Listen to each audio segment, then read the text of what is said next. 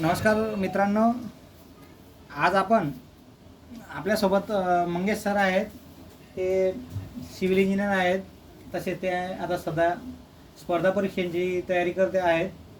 तसेच आपल्यासोबत आपले माजी विद्यार्थी चंद्रकांत पवार सरसुद्धा आहेत. ठीक आहे. तर ते सुद्धा LLB करीत असून त्यांनी आता स्पर्धा परीक्षेच्या तयारीला सुरुवात केलेली आहे. ठीक आहे. आणि त्यांनी त्यांची BA डिग्रीसुद्धा केलेली आहे. कोणत्या कॉलेजमध्ये केली होती? Modern college, Savitribai Phule university. आता मंगेश सर त्यांची इंट्रोडक्शन देतील आपल्याला थोडी. My name is Mangesh Vasudeva Pawar. I am from Jalgaon. I am studied in BTech Civil Engineering. Okay, please give your introduction Chandrakant sir. So माझं नाव चंद्रकांत बाळू पवार. मी माझं graduation Savitribai Phule university history या विषयामध्ये complete केलं. त्याच्यानंतर मी सध्या DY पाटील कॉलेज नेरुळ येथे मी माझं LLB सेकंड इयर कंप्लीट केलेलं आहे. हां, तर मित्रांनो, आपण आता सध्या स्थितीमध्ये ज्या काही परीक्षा चालू आहेत त्या परीक्षांच्या मध्ये जे विचारलेले प्रश्न आहेत त्यांच्या अनुषंगानं अतिशय महत्त्वाचे जे करंट अफेअर्सवर प्रश्न विचारले गेले, तसेच GK मध्ये जे प्रश्न विचारले गेलेले आहेत त्याच्या संबंधीमध्ये आज डिस्कस करणार आहोत.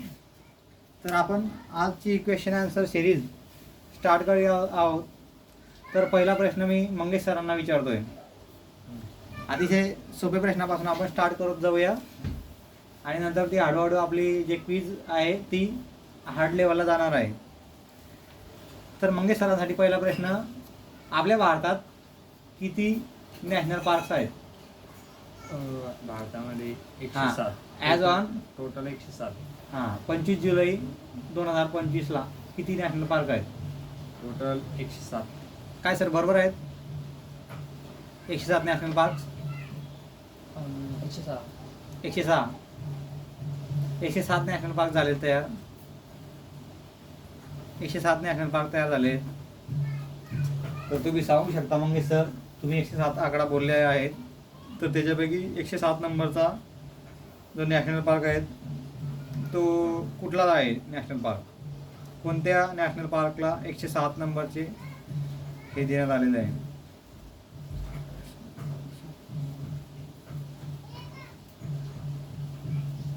I don't know. तुम्ही सांगू शकता की महाराष्ट्रामध्ये किती नॅशनल पार्क आहेत सध्या स्थितीमध्ये? महाराष्ट्रामध्ये सध्या स्थिती 6 आहे. कुठले कुठले आहेत? संजय गांधी,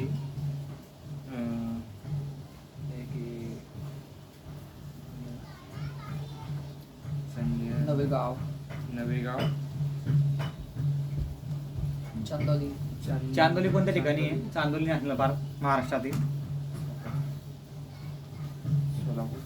तर चांदोली नॅशनल पार्क हा कोणत्या वर्षी नॅशनल पार्क म्हणून घोषित करण्यात आला? यावेळी हा असा प्रश्न नवी मुंबई महानगरपालिकेच्या कनिष्ठ अभियंता या परीक्षेमध्ये विचारला गेला होता, म्हणून तो खूप इम्पॉर्टंट आहे.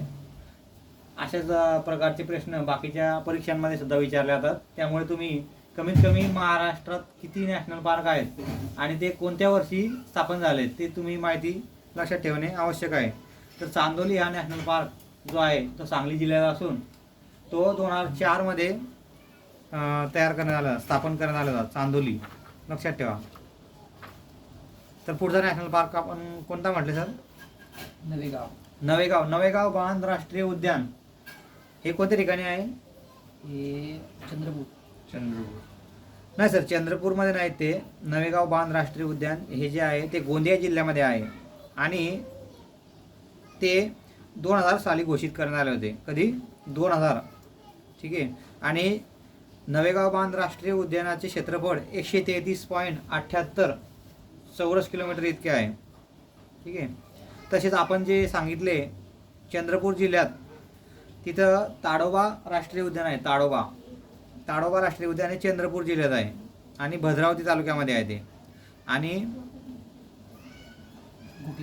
ते आपल्या महाराष्ट्रातील सर्वात अगोदरचे राष्ट्रीय उद्यान आहे. कुठले? ताडोबा राष्ट्रीय उद्यान 1955 मध्ये ते तयार करण्यात आले, 1955 मध्ये घोषित करले होते. नंतर जे आहे पंडित जवाहरलाल नेहरू राष्ट्रीय उद्यान, महाराष्ट्रामध्ये. ते पंडित जवाहरलाल नेहरू राष्ट्रीय उद्यान नागपूरमध्ये, ठीक आहे, ते 1975 मध्ये घोषित केले होते त्याचे. त्याच्यानंतर संजय गांधी राष्ट्रीय उद्यान हे बोरिवलीला आहे, मुंबई उपनगर जिल्ह्यामध्ये येते, ठीक आहे. हे 1981 मध्ये घोषित केले होते. त्यानंतर आहे गुगामल राष्ट्रीय उद्यान. गुगामल कुठे असू शकते? गुगामल मंगेश सर? गुगामल हां, बोरिवली गुगामल राष्ट्रीय उद्यान सर. गुगामल पण विदर्भात. विदर्भ गुगामल राष्ट्रीय उद्यान हे अमरावतीमध्ये आहे. अमरावती. हां, आणि लास्ट वाले तुम्हाला मी आता बोललो होतो, कुठलं होतं ते आता? चांदोली. चांदोली चांदोली राष्ट्रीय उद्यान हे सांगली जिल्ह्यात सांगली. असून त्याची स्थापना 2004. 2004 मध्ये झालेली आहे. तर अशा पद्धतीने आपल्या महाराष्ट्रामध्ये किती नॅशनल पार्क आहेत? 6. किती? 6. हां. तर तुम्हाला पुढचा प्रश्न विचारतो आता मी, ठीक आहे. आपल्या भारतात व्याघ्रगणना केली जाते. व्याघ्रगणना म्हणजे वाघांची गणना केली जाते. ते किती वर्षांनी केली जाते? दर किती वर्षांनी केली जाते? दर 2 वर्ष. ती 4 वर्षांनी. 2 की 4. मित्रांनो, आपण लक्षात ठेवा की व्याघ्रगणना जे आहे भारतात ते दर 4 वर्षांनी होते, आणि फॉरेस्ट सर्वे हा किती वर्षांनी होत असतो? 2 वर्ष. हां, प्रत्येकी 2 वर्षानंतर फॉरेस्ट सर्वे केला जातो. आणि आपल्याला मी विचारला होता पहिला प्रश्न, जो की भारतामध्ये किती राष्ट्रीय उद्यान आहेत, नॅशनल पार्क किती आहेत? तर आता आपल्या भारतामध्ये 107 राष्ट्रीय उद्यान तयार झाले आहेत. म्हणजे एप्रिल महिन्यामध्ये आता ॲज ऑफ म्हणजे एप्रिल 2025 पर्यंत 107 आहेत. आणि 107 नंबरचं कुठला आहे आता लेटेस्टमध्ये? कुठला तरी शिमलीपाल नॅशनल पार्क. उडीसा. हां, ओडिसामधील शिमलीपाल नॅशनल पार्क हे सुद्धा नॅशनल पार्क म्हणून आता घोषित करण्यात आलेले आहे.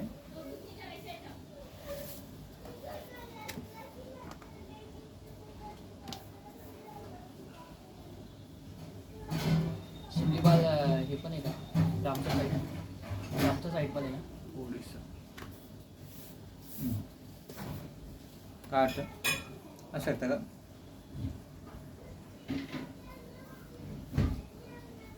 थांबायचं नाही. हां, तर मित्रांनो, आपण पुढचा प्रश्न घेऊया. आणि पुढचा टॉपिक म्हणजे एकदम बेसिक टॉपिक आहे, तो पण घेऊ. भारतातील 7 आश्चर्ये कुठली कुठली आहेत?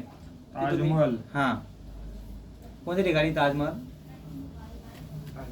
आग्रा. हां, पहिलं जे आहे ताजमहल आहे, पहिलं आश्चर्य भारतातलं ताजमहल. दुसरं आहे गोल घुमट, विजापूरला आहे.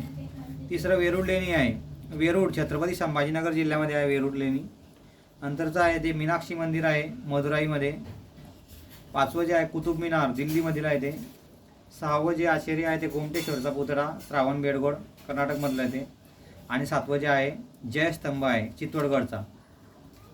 हे आपण 7 लक्षात ठेवा, कोणत्याही एक्झामसाठी विचारलं जाऊ शकतं.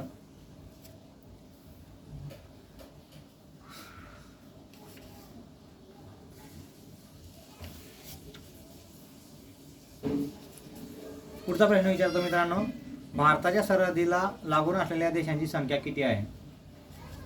भारताच्या सरहद्दीला, भारताच्या सोबत 6. बाउंड्री करणारे देश किती? 6 की 7? 7. 7 देशांची बाउंड्री आपल्या भारतासोबत लागलेली आहे. त्याच्यापैकी उत्तरेला कुठलं देश आहे? उत्तर दिशा. उत्तरला नेपाळ, भूटान हां, आणि China. China, Afghanistan, Afghanistan, north west. हां, ठीक आहे. म्हणजे 4 देश झाले. अजून कोणत्या कोणत्या देशांची बाउंड्री आपल्या भारतासोबत? Bangladesh, Myanmar, Afghanistan, Pakistan, China. China, Nepal, Bhutan, Pakistan, China, Afghanistan, Bangladesh, Myanmar. ह्या 7 देशांपैकी कुठल्या देशाची सर्वात जास्त लांबीची बाउंड्री आपल्या भारतासोबत आहे? नाही, पाकिस्तान. बांगलादेश 4000 शांत. बांगलादेश, बरोबर आहे. तर पुढील प्रश्न विचारतो, भारताची उत्तर ध्रुवावरील स्थायी संशोधन केंद्र कुठले आहे? उत्तर ध्रुव, नॉर्थ पोल रिसर्च सेंटर आहे आपलं भारताचं नॉर्थ पोलवर. तर ते कुठलं आहे? तर त्याचं नाव आहे हिमाद्री. हिमाद्री म्हणून नाव आहे आपलं, रिसर्च सेंटर आहे भारतातलं. ते 2008 मध्ये आपण इथं हे केलेलं होतं. तसे आता पुढचा प्रश्न, भारताची दक्षिण ध्रुवावरील स्थायी संशोधन केंद्रे. दक्षिण ध्रुवावरील, आता बघा आपल्या भारताचं सायन्स अँड टेक्नॉलॉजीमध्ये खूप सारं करंटमध्ये चालू आहे, त्याच्यामुळे त्याच्यावर प्रश्न विचारले जाऊ शकतात. आपण आता हल्लीच गगनयान सोडण्या आपल्या भारतात गगनयानसाठी प्रयत्न करीत आहोत. तसं आपलं ॲक्झिओम तर्फे आपले अंतराळवीर, बरोबर? शुक्ला. हां, त्यांचं नाव काय पूर्ण? शुक्ला, शुभांशु शुक्ल. शुभांशु शुक्ला हे आपले अंतराळवीरात जाणारे कितवे हे होते, व्यक्ती होते? भारताचे दुसरे व्यक्ती. आणि सर्वात अगोदर कोण गेले होते?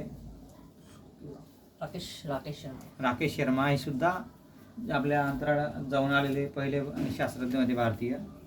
तर आता शुक्ला हे दुसरे होते, त्याच्यामुळे ॲक्झिओम-4 या मिशन अंतर्गत ते गेले होते. ठीक आहे, ही पण देखील लक्षात ठेवा. तसेच आपण पुढचा प्रश्न घेऊ, भारताची दक्षिण ध्रुवावरील स्थायी संशोधन केंद्रे कोणती? भारताची दक्षिण ध्रुवावरील स्थायी संशोधन केंद्रे कोणती? तर लक्षात घ्या मित्रांनो, दक्षिण गंगोत्री नावाने 1983 मध्ये एक आपण संशोधन केंद्र स्थापन केलं होतं. त्याच्यानंतर मैत्री हे 1988 मध्ये स्थापन केलं आहे. मैत्री आणि दक्षिण गंगोत्री अशी 2 संशोधन केंद्रे. कुठे? South pole. दक्षिण ध्रुवावर, साऊथ पोल. ठीक आहे.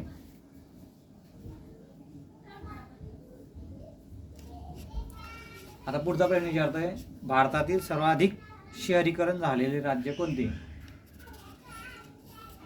महाराष्ट्र. महाराष्ट्रामध्ये सगळ्यात जास्त शहरीकरण झालेलं राज्य आहे महाराष्ट्र आहे. 45%. तर पुढचा प्रश्न विचारतो, तिहार जेल कोणत्या शहरात आहे? तिहार जेल. तिहार जेल हां,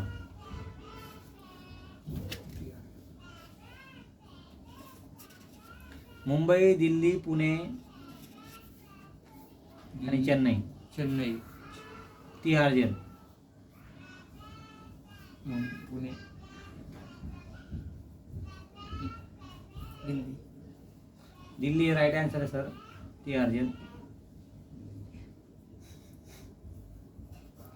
सर आता आपण बेसिक जनरल नॉलेज आपल्याला कमीत कमी माहीत असलं पाहिजे, कारण यावेळेस ज्या एक्झाम झाल्या, आता लगातार आपल्या एक्झाम झालेल्या आहे. सिडकोची एक्झाम झालेली आहे, तसेच BMCची सब इंजिनियरसाठी एक्झाम झाली होती, ज्युनियर इंजिनियरसाठी झाली होती. ठीक आहे. त्याच्यानंतर नवी मुंबई महानगरपालिकेच्या खूप साऱ्या जागा आल्या होत्या, त्यांच्यासाठी सुद्धा एक्झाम झाली. त्याच्यामुळे करंट अफेअर्स त्याच्यामध्ये खूप मोठ्या प्रमाणावर लेटेस्टमध्ये देखील विचारलं गेलं होतं, लेटेस्टमधील जे आहे ते. तर त्याच्यापैकी एक प्रश्न होता, भारतात किती पोस्टल झोन आहेत? किती आहेत भारतातली पोस्टल झोन किती आहेत?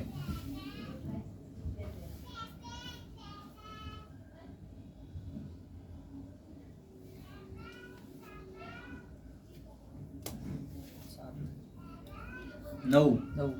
भारतामध्ये 9 पोस्टल झोन आहेत. तर त्याच बेसिसवर आपण एक प्रश्न पण त्याच्यामध्ये हे करू शकतो की भारतामध्ये सध्या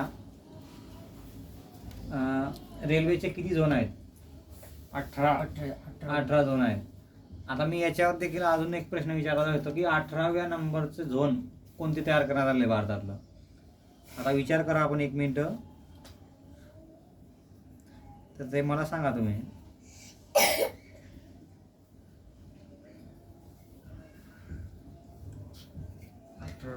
ईस्टर्न साऊथर्न.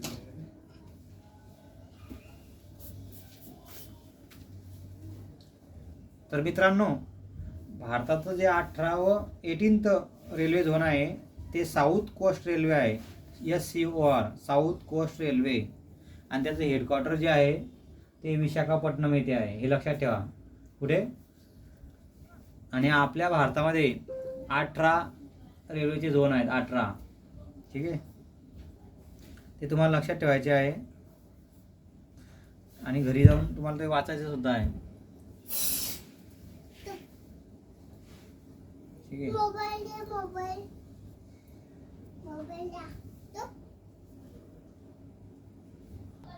तर मित्रांनो, आपण पुढचा प्रश्न घेऊया. भारतामधील सर्वात अलीकडील जे राज्य तयार झाले ते कोणते राज्य आहे? तेलंगणा. तर लक्षात ठेवा, जून 2014 मध्ये तेलंगणा या राज्याची निर्मिती झाली होती. तसेच मी तुम्हाला पुढचा प्रश्न विचारतो आता. भारत आणि चीनमधील जे लाईन आहे, सीमारेषा, तिचे नाव काय?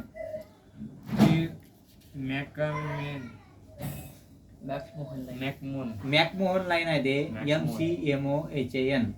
त्याचं नाव मॅकमोहन लाईन आहे. आणि इंडिया आणि पाकिस्तान मधली लाईन आहे, तिचं नाव सांगा. तर मित्रांनो, इंडिया आणि पाकिस्तान याच्यामध्ये कोणती लाईन आहे? रेड क्लिफ लाईन आहे, रेड क्लिफ. ठीक आहे, रेड क्लिफ नावाचा कोण होता? त्यांनी जे रेझोल्युशन केलं त्याचं नाव. ठीक आहे. तर मित्रांनो, अमेरिकेने आपल्याला माहिती आहे जपानचा पाडाव केला होता 2 बॉम्ब टाकून. तर त्या बॉम्बची नाव तुम्ही सांगा. आणि त्या ज्या 2 शहरांवर टाकले होते, 6 ऑगस्ट आणि 9 ऑगस्ट रोजी. 6 ऑगस्ट 1945 आणि 9 ऑगस्ट 1945 रोजी अमेरिकेने जपानच्या हिरोशिमा आणि नागासाकी अनुक्रमे हिरोशिमा आणि नागासाकी या शहरांवर 2 बॉम्ब टाकले होते. त्याचे नाव काय होते? लिटल बॉय आणि फॅटमॅन. अतिशय प्रसिद्ध असे प्रश्न आहेत, ते विचारले जाऊ शकतात. ठीक आहे.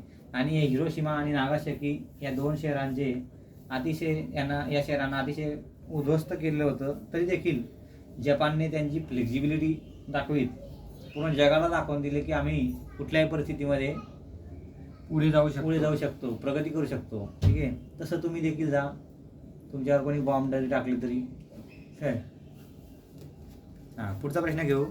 भारतात सर्वात पहिली जनगणना कधी झाली?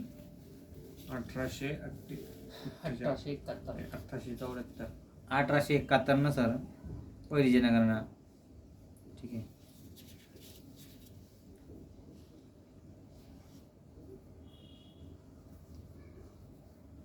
भारतात नैसर्गिक वायू सर्वाधिक मिळण्याचे ठिकाण कोणते? नैसर्गिक वायू, नॅचरल गॅस. छोटा नागपूर. नॅचरल गॅस मुंबई आहे. तेलंगणा. मुंबई आहे नॅचरल गॅस. अंतराळातील पहिला जीव कोणता? अंतराळामध्ये गेलेला पहिला जीव? कुत्र. लायका नावाची कुत्री. ते स्पुटनिक 2 मध्ये गेले, ते स्पुटनिक 2 1959 मध्ये. अंतराळात पहिली रपेट स्पेस वॉक करणारा व्यक्ती कोण? Yuri Gagarin. स्पेस वॉक म्हणजे काय? पहिली रपेट तिथं चालणारा. अलेक्झी लिओनाव रशियाचा व्यक्ती होता. युरी गागारिन कोण होता?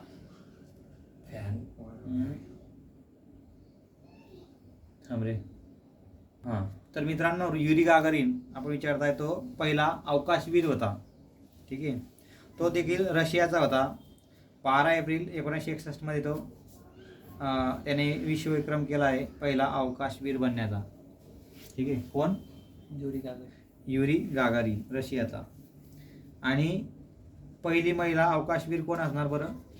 पहिली महिला अवकाशवीर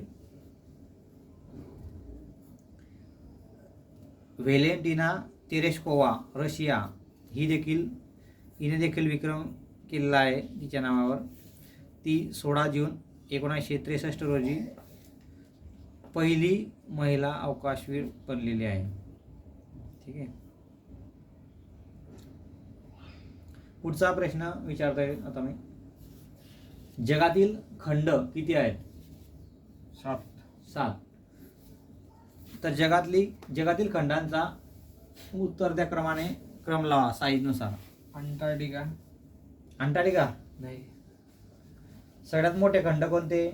आशिया. आशिया. सेकंड कोणतं? सेकंड युरोप का? सेकंड दुसरं ऑस्ट्रेलिया. आशिया. आशिया. आफ्रिका. आफ्रिका. हा. North America, south America, Europe, Australia आणि अंटार्क्टिका सगळ्यात छोटं खंड आहे, लक्षात ठेवा. उत्तर तर सांगला. आता अंटार्क्टिका विषयी सांगतो. तिथं कायम निवासी लोकसंख्या नाही. ठीक आहे. तर आशिया हे जगातील सर्वात मोठं खंड आहे. त्याने किती किती टक्के क्षेत्रफळ व्यापलं आहे जगाचं? खूप म्हणजे किती? 29.5. किती? 29.5% क्षेत्रफळ व्यापलं आहे. आणि अशा खंडामध्येच लोकसंख्येची घनता सुद्धा जास्त आहे बाकीच्या इतर याच्यापेक्षा, खंडांपेक्षा. इथं 83 आहे. ठीक आहे, डेन्सिटी. ठीक आहे. आणि आयुर्मान सुद्धा इथं 66.2 आहे. ठीक आहे. आशिया आफ्रिका खंडाने 20% क्षेत्रफळ व्यापलं आहे, 20%. नंतर उत्तर अमेरिकेने 3 नंबर 16.3% क्षेत्रफळ व्यापलेलं आहे. दक्षिण अमेरिकेने 4 नंबरवर असून 11.48% क्षेत्रफळ व्यापलं आहे. ठीक आहे, हे लक्षात ठेवा. अवकाशात पहिला उपग्रह सोडणारे पहिले राष्ट्र कोणते? रशिया. लक्षात ठेवा, रशिया. चंद्रावर मानवाला उतरविण्यात यश संपादन केलेले राष्ट्र? भारत. रशिया. अमेरिका. ठीक आहे. चंद्रावर पाऊल ठेवणारा पहिला मानव? चंद्रावर पाऊल ठेवणारा पहिला मानव कोण? तर मित्रांनो, नील आर्मस्ट्रॉंग अमेरिकेतला 20 जुलै 1971 मध्ये त्यांनी चंद्रावर पहिलं पाऊल ठेवलं.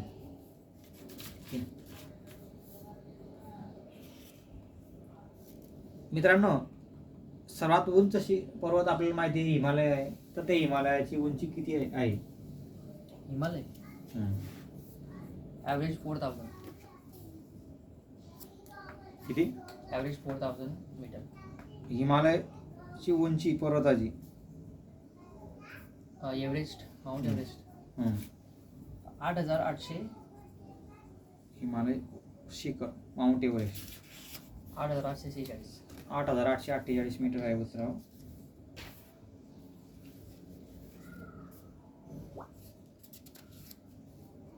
सर्वात उंच विमानतळ, जगातील सर्वात उंच विमानतळ ल्हासा, तिबेटमधलं ल्हासा. सर्वात उंच ज्वालामुखी कोणत्या ठिकाणी आहे? कोटोपाक्सी, इक्वेडोर, साऊथ अमेरिका. जगातील सर्वात लांब नदी कोणती? नाईल. किती किलोमीटर आहे? 7670 किलोमीटर सर. 6670 किलोमीटर नाईल नदीची लांबी. सर्वात लांब हिमनदी कोणती जगातली? सर्वात लांब हिमनदी जगातली? गोदावरी. लॅम्बर्ट. मित्रा, गोदावरी ही हिमनदी थोडी आहे मित्रा, नदी. लक्षात ठेवा. काय तर लॅम्बर्ट ही हिमनदी अंटार्क्टिका खंडात असून तिची लांबी 402 किलोमीटर आहे. ठीक आहे. सर्वात लांब कालवा? इंदिरा गांधी कालवा. सुवेझ कालवा इजिप्तमध्ये असून 193.3 किलोमीटर लांबी आहे.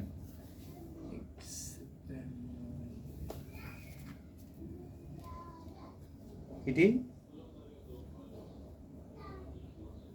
मित्रांनो लक्ष द्या. आता आपण पुढचा प्रश्न हिस्ट्रीवर घेणार आहोत. तर हडप्पन साईट्स वगैरे आपण घेणार आहोत थोडं. तर पहिला प्रश्न विचारतो हिस्ट्रीवरचा. लोथल ही साईट कोणत्या नदीवर आहे? लोथल.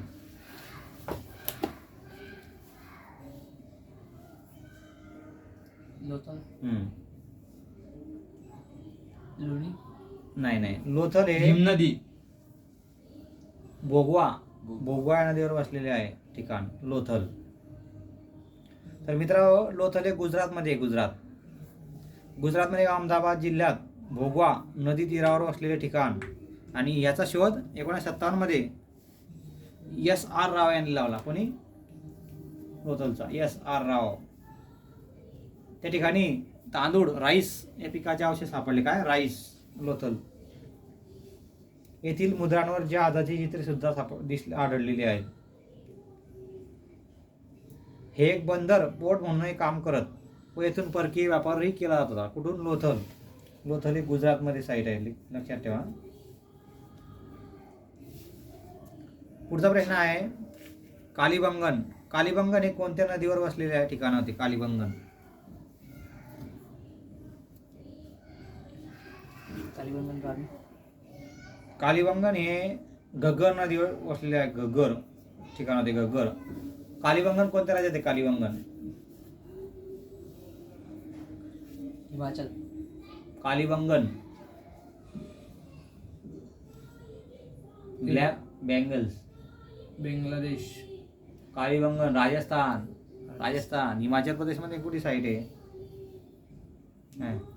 हडप्पन साईट्स. ते कुठल्या नदीवर वसलेले होते? कालीबंगन घग्गर नदीवर. ठीक आहे. याचा शोध कोणी लावला माहिती आहे? ए घोष यांनी लावला. ए घोष. ठीक आहे. कालीबंगन म्हणजे काड्या बांगड्या होय. काय? Black bangles. आता इथे उंटाची हाडे आणि अग्निपंथ यांचे अवशेष सापडलेले आहेत. तांब्याच्या धातूची बैलाची मूर्ती सापडलेली आहे कालीबंगन येथे. 6 प्रकारची मृदा भांडी आढळून आलेली आहेत. ठीक आहे मित्रांनो. बाणावली हरप्पन साईट जे आहे ते कोणत्या ठिकाणी? बाणावली. तर मित्रांनो बाणावली ही हरियाणामध्ये आहे, लक्षात ठेवा. बाणावली हरियाणा. ठीक आहे. तर याचा शोध जो होता 1974 मध्ये बाणावलीचा शोध R.S. बिस्त यांनी लावला. आणि हे हडप्पा संस्कृतीचं महत्त्वाचं ठिकाण आहे. ठीक आहे. भगवानपुरा हे हरियाणातील कुरुक्षेत्र जिल्ह्यातील ठिकाण आहे. ठीक आहे. भगवानपुरा. रंगपूर हे गुजरातमधील महार नदीवरील ठिकाण. ठीक आहे. येथे तांदळाचे पीक घेतले जाते. राखीगरी कुठे आहे? घग्गर नदीवरील हरियाणातील ठिकाण आहे राखीगरी. ठीक आहे. हे धोलविरापेक्षा मोठं ठिकाण आहे. रोपार पंजाबमध्ये येतं. रोपार. राखीगरी सगळ्यात मोठं साईड असं बोललो तर.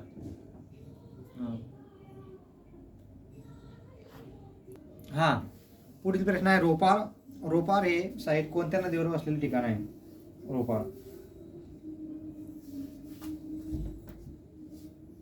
रोपार हे पंजाब